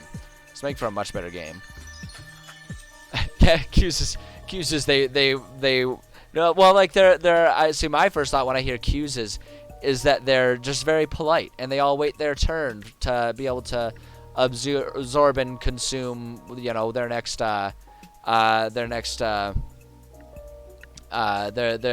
meal. They're just very patient. You zoned out. Well, luckily for you, I'll upload the VOD so you can go back and do it. We're still making the dungeon. That's what's going on. I'm getting horrible flashbacks to to every time I've DM'd a game and someone looks up from their phone in the middle of a battle and they're like, wait, what's going on? Ah! Nah, I'm just kidding. I'm just giving you a hard time. All right, let's see here. So we got 3 things. We'll make number 4. When the button is pressed with the dial on 4, a secret door on the north wall opens up, revealing the tunnel to progress to the next section of the dungeon. There we go. So that's like the real big one. That's the one they're looking for there. And then 5, I don't know. When the button is pressed with the dial on 5. Oh, I don't know. I don't know. Something that's like, okay, here we go. This will really mess with players, especially if they try to get clever. If they like try really hard to get clever about it, and like after, if they try to get clever and it's like they did number 1, they're like, okay, well let's try number 5, and we'll just say when the button is pressed with the dial on 5, nothing happens. Boom, just to make them panic. No hints anywhere in the dungeon for what may or may not be negative. So what I'll probably do is with so I have in here a couple of the rewards for some of these rooms once players make it through whatever dangers in that room are lore based items.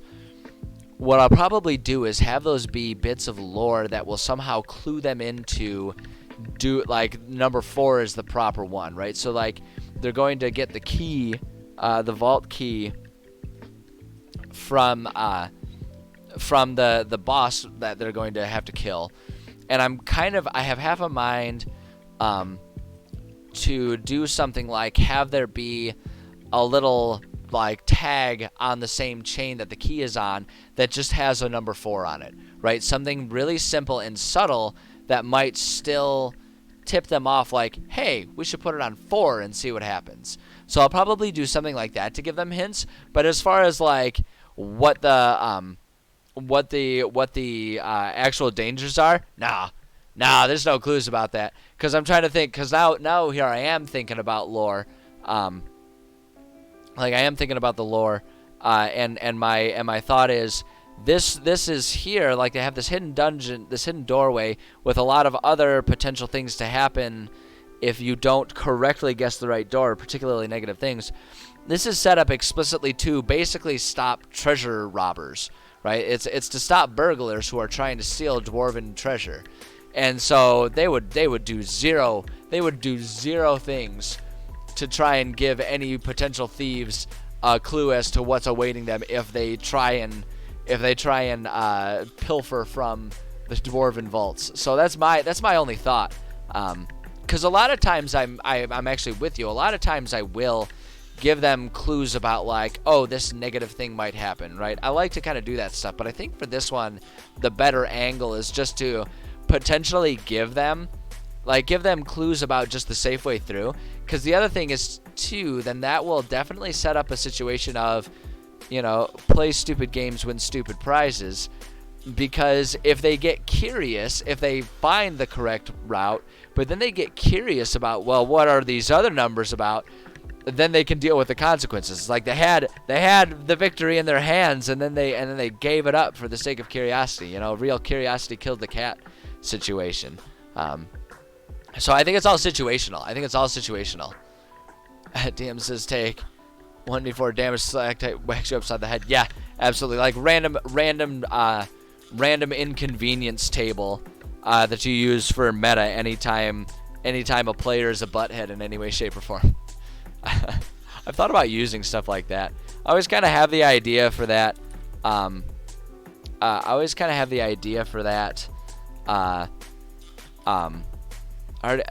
for something like that kind of in my back pocket in case players start being buttheads. I'm lucky though. I haven't really been part of a group that I had to really police my players. I've always had pretty good, pretty cooperative players. Dwarves should get advantage on investigation, perception, and history here. That's not a bad idea. That'd be kind of an interesting lore thing to do. I kind of like that. Maybe like we could put just a note at the very beginning of the whole dungeon and just say because this is dwarven, because it's dwarven ruins, and it's been abandoned for thousands of years. So there would be like no living dwarf that would remember the city, but just sort of a general understanding of their own history. Like you could put a note that says like dwarven players could get advantage on history checks if they use, like you say, like the perception, investigation, or history. Like they can get advantage on those to like understand general architecture. So it's not like they wouldn't get advantage on like an investigation for this specific puzzle maybe, but if they wanted to use like their dwarven history and be like, is there something that I can understand about the way this is constructed? And it's like maybe you can give them a hint. That's not a bad idea. It's not a bad idea. So that's a really good idea. I feel like that can just be like a generalized approach that I can just like try and remember to adopt in my game running approach and all that kind of stuff. But I like that. I like that idea a lot.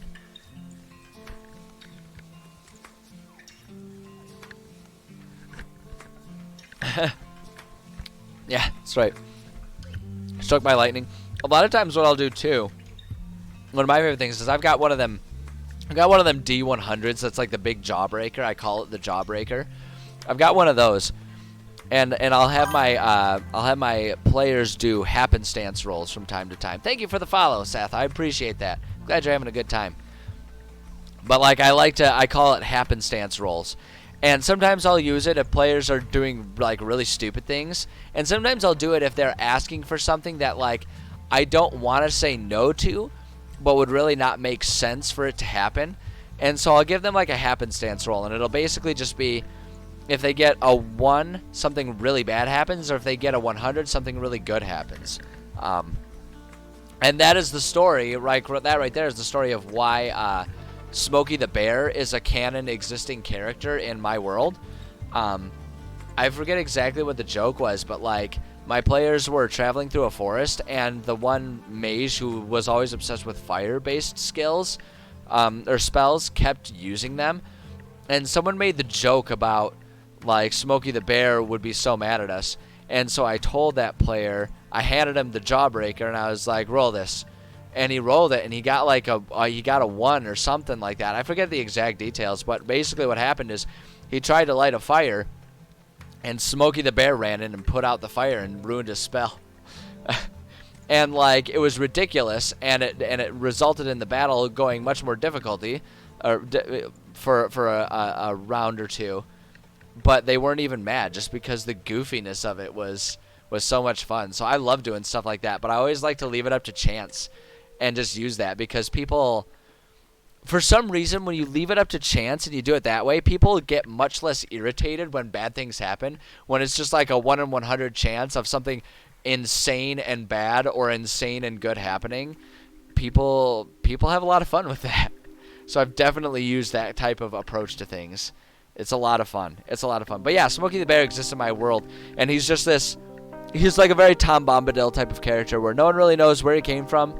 No one really understands why he's there or like what he's doing in the world. He just kind of shows up where he's needed to make sure that, you know, big unnatural forest fires don't happen. And that's just what he does. You know, the world needs guardians like that, especially when you have like veritable gods running around starting fires in the forest. So okay, so looking at this room, so we've got the compass here, so I'm gonna change something here. Rather than having the pouch with 100 gold inside, I'm gonna say a pouch with one of the what was it? Was it a pin? What was the compass? We've already established kind of what the compasses of this one are, where it's So the compass being like the Legend of Zelda style compass, where it basically just lets you know if there's something valuable in a room. And a lot of times my players will basically just use that to determine whether or not they've actually done everything in the room, so they don't spend a whole bunch of time on an empty room. Because I'm absolutely the DM that will let them sit there and and investigate and hem and haw over absolutely nothing. I will let them do that. I once let players sit there and puzzle and just be like super concerned for like a half hour because they couldn't get through a door because they tried to push it and it was a pull door. Like, they explicitly said, I push it open, and I was like, yeah, it doesn't open. And they were like, what? I was like, you said you pushed on the door? And they were like, yeah. And I was like, it didn't open. And not one of them thought to just pull the door, and I just let it happen. So I give my players the compass so they can try and do that. So I already established this because they start off going through an abandoned dwarven shopping center, essentially. There was a pin of like good deals where it's like basically if there's something of value nearby, like if there's a good value item nearby, a high value item nearby, it glows. And the idea is that it's like meant to be like a good way to, like in the shopping district, it would be a really handy item to have so you don't get ripped off, right? If someone's like, oh yeah, this is genuine diamond, but the thing isn't lighting up, it's like, okay, well, you know, it's not. So I'm gonna do that. So we're gonna say is one of the pins from the shopping center. I'll do that. So compass in one of the compartments on the pedestal is one of the pins that serves as a compass, and we'll say see above. Let's do that for more details there. Hey, boo boo, let's go mess them up. I like that. I like that a lot. Oh my god, that's a good one. That's a good one. Well said. Well said. I do like the idea of, just in general, like really innocent cartoon characters becoming completely unhinged in some way, shape, or form. Like, there's something inherently amusing about that to me. And I know, like, I recognize it makes me childish, and I do not care. Hey, boo boo, let's go fuck them up. Let's go steal that picnic basket. That would be a fun. That'd be a fun like one shot. Like players somehow get transported to the Looney Tunes thing, and they have to somehow handle a dungeon where none of the enemies are particularly deadly. They're just very Looney Tunes-ish. So like randomly, like they have to square off with Bugs Bunny, but like if they try to run away, he'll just like paint on a wall, you know, like a large tunnel that they like, you know, like he'll paint over the door a large tunnel or something like that. So then they end up in this weird tunnel as opposed to going where they want to go. And it's just like, you could almost make it so that like, it's just like there's not even an actual map. There's just doors and a random table of Looney Tunes crap that happens. And you just randomize it in a very Looney Tunes approach to things. That would actually be really funny. I should make a one shot of that or something like that. That could be a good filler. Like that could be a fun, like you get and like if you set it up with enough random things, you could set it up and so it's like that could just be a fun side story random thing. Like it's just a joint fever dream that all of the characters have, like all the player characters have if like for some reason one of your players can't make it. And so you just run one of those. So like everyone's asleep and that one person was like on watch while the rest of them had this weird magical dream that doesn't mean anything and it's just weird. That would be really fun. I'd be into that. I should really like that idea. I'm gonna have to write that one of these days. I gotta copyright that shit before someone else writes it and profits off of it. As if no one's ever thought of that idea before. Let's see. Okay, what do we got? After campaign is over, defeating everything you start is going fine for the players and they wrap up the stories. Suddenly, Witch Bear shows up outside the window. It's one of the yeah, the true end all along. It was actually Bear from Bear in the Big Blue House. All along, he was the one. He's been watching you since you were a child, plotting all of this. The girl bar and a biker chain. Just like I said, yeah, exactly. It's just like I said, just completely unhinged. Completely unhinged. Like, things are going all kinds of haywire, and it's just like really not acceptable, but it's reality now. They're in it. All right, let's go ahead and decorate this room up a little bit here. So we know what's going to be in this room, so let's go ahead and decorate it. And so we've got a little pedestal. So the way I do this a lot is I'll go for, where's the, we can go with pillar, and I'll just resize a pillar to make it look kind of like a pedestal, right? See, that one we don't even have to like resize it. It's a good size. I just want to not have it snapped to the grid, so I can just kind of make it visually in the center. But in fact, I want to make that one a little bit bigger. I'm gonna see if we do 1.5 the size. Yeah, I think that's good. So we can just set that like right there, and there's our pedestal, right? It even kind of looks like it's got a dial type of design to it or something. I don't know. I like it. So if we do that there, and then, I mean, we really don't need anything else. The only other thing that I like to do here, and this is again where an Acme staff of fireballs. That every magical item is really just some sort of weird Acme tech. Holy crap! I actually really want to make a Looney Tunes rule set for D&D. Like people have made Harry Potter and Pokemon, I really want to make a Looney Tunes one where like, and you could have like pre-gen characters where they all pick a Looney Tune to play, and like that's what the campaign is. That'd be really good. All right, so one thing that I do with these, it doesn't. This is again where we kind of have to suspend disbelief, but I will pretty typically, even if it's like I'll do the Skyrim thing where even though this has been a presumably abandoned tunnel for like centuries, there's still like lit torches and stuff in there, and I just do that really because when you're playing with like virtual tabletops, or at least like the one I use, because I use Foundry, it has the tendency to completely, like, it gets kind of wonky with the dynamic lighting is basically what it is. And while it tries to like handle dark vision and all that kind of stuff, it can get very inconsistent with that. So I've gotten in the habit of just like doing the Skyrim thing. It's like, oh yeah, there's just magically lit torches that have been lit forever and ever, and we'll stay that way. I just do that so once players find the room, they can get in there. Because the other thing about it is, I don't think I have ever had players not have some way of providing light for those without dark vision. I have never had players just randomly say like, yeah, we're just going to grope around in the dark. It'll be fine. I can only see 5 feet, but who cares?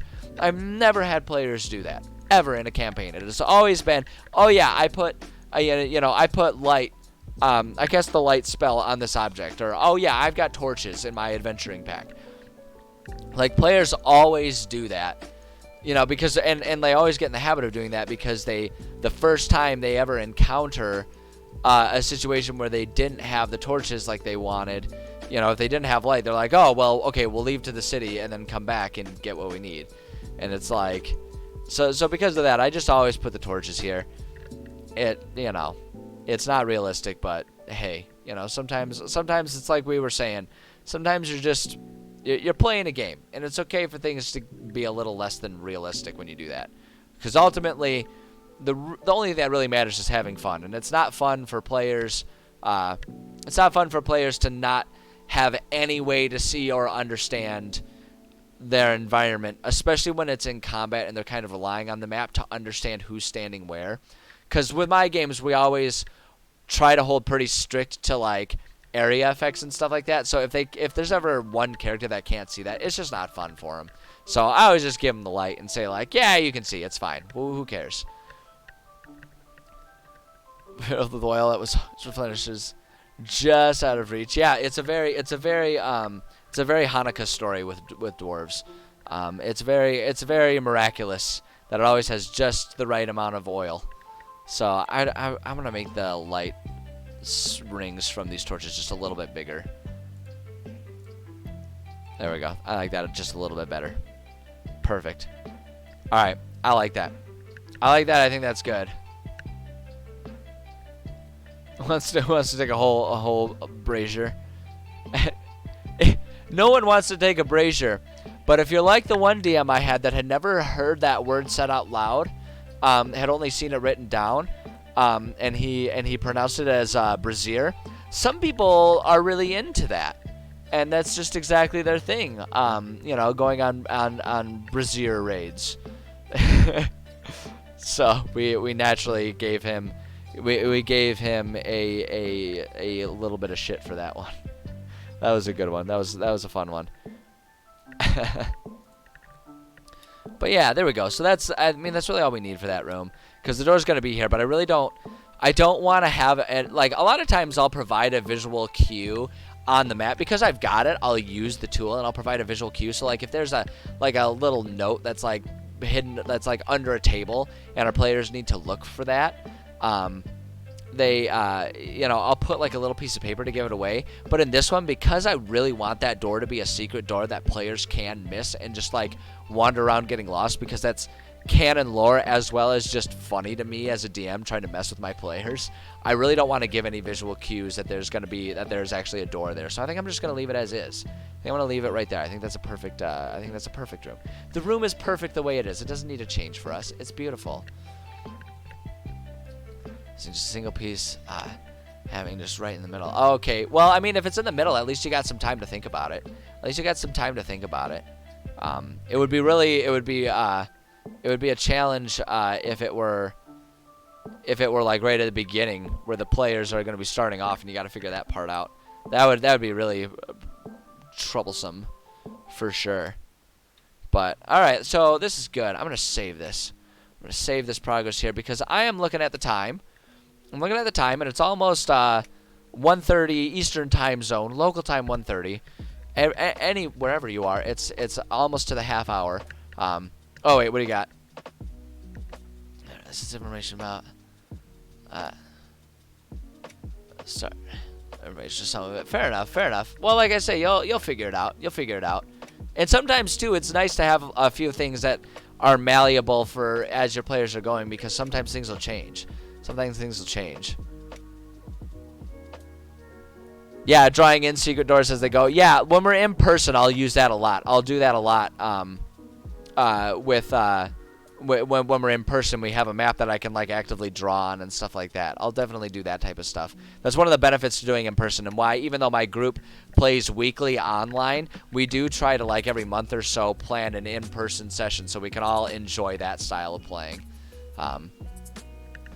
No, I don't blame you. You don't want to give spoilers to it. It's best to omit things than it is to give stuff away. I feel you there. But like I was saying, it's about time to call it a day for our writing stream. I'm not done streaming. What's going to happen is I'm going to take a bit of a break, maybe like 15-20 minute break, just rest my voice a little bit and all that kind of stuff. And then I'm going to come back and we're going to do some video gaming. Today being Monday, we're playing our story heavy game, which right now is Neverwinter Nights. We're getting close to the end of chapter 2. I don't know if I'm close enough to finish it yet today, but we're doing that. So that's what's going to happen coming up here. So there's that if you are interested in just hanging out and talking video games. And I mean, the thing that's fun about Neverwinter Nights is it's like a D&D game. So it's like it can still be all about D&D discussions and stuff like that too. But that's what's about to happen. So to anyone who joined me, all of you guys who are out there having awesome anecdotes and stories and discussions out there, I appreciate you guys stopping by. It's been so much fun. It's been a really fun stream for sure. So we've got that gonna come up next. If you are interested in sort of being part of discussions outside of streams, sharing ideas, getting advice on ideas and stuff like that, I do have my Discord server. You can find the link to that on my Twitch channel page, and you can get yourself signed up for that. That's also the place where if I have announcements about having to cancel a stream or change a time for a stream or something like that, that's usually where I put those updates. So if you want to kind of be up to speed on all that kind of stuff, that's a good place there too. So that resource is there if you are interested. The other thing too is if you want to go back and see any of the other stuff that I've written, or watch any of the VODs from my gameplays and stuff like that, I upload all of my VODs to my YouTube channel. And again, you can find the link to that on my Twitch page. So feel free to check that out too if you want to see any more of my content. It's all there. It's all just a big old pile of stuff. But yeah, again, thank you so much to everyone who joined me. I really appreciate you guys coming by. It's like I say, it's a lot of fun having these discussions and stuff while I'm writing. You know, some people wonder, it's like, oh, well, wouldn't you be more productive if you didn't stream? It's like, well, yeah, but that's not fun. So much more fun to hear all the cool ideas and anecdotes and stuff that people come up with. So, yeah, I appreciate you guys. I appreciate you guys stopping by. It means a lot to me that you guys stopped by, because, I mean, it's cool to show interest in the things that people do and the things that people make. So I appreciate you showing interest in the things that I'm making here. So with that note, like I say, I'm going to take a bit of a break. I'll be back in like 15-20 minutes. So if you want to join me for some gaming, feel free to do that. If you're going to look for, you know, if you're here for the D&D stuff and you want to go find other D&D stuff, I totally get that too. I do not begrudge you. I think that's awesome. So either way, again, I appreciate y'all so much. It's been real. And I should probably also mention my streaming for the rest of the week. As of right now, I should be streaming my usual schedule of Monday, Tuesday, Thursday, Friday this week. If that changes, I'll try and make announcements about it. But as of right now, the plan is I will be back tomorrow, and we will work on we're going to work on tomorrow doing some different lore and world building type stuff aside from the campaign. So if you want to see some more just general world building stuff, tomorrow's going to be a good day for it. So with that, now for real, I'm going to take my break. Appreciate you guys. It means a lot to me that you've been here. Take care of yourselves, and yeah, I'll be back shortly. I will hopefully see you then. If not, I'll see you tomorrow or later this week. But yeah, take it easy, guys.